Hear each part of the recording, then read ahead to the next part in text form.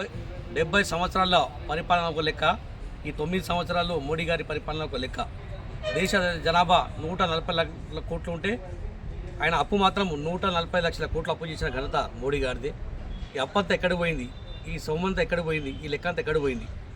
ప్రజలకు సౌకర్యాలు పెరగలేదు, ఉపాధి జరగలేదు, వైద్య రంగం కుట్టుబట్టేది, ధరలు ఆకాశాలు నడుతున్నాయి, పెట్రోల్ డీజిల్ రేట్లు మాత్రం అన్నకుదా పోతున్నాయి, వైద్య రంగం అంతా కుంటుపడిపోతుంది, మొత్తం ఉపాధిలో కూడా పోయింది. ఎక్కడ పోయింది ఈ డబ్బంతా? మోడీ గారు దేశ ప్రజలు ఇదంతా గమనిస్తున్నారు.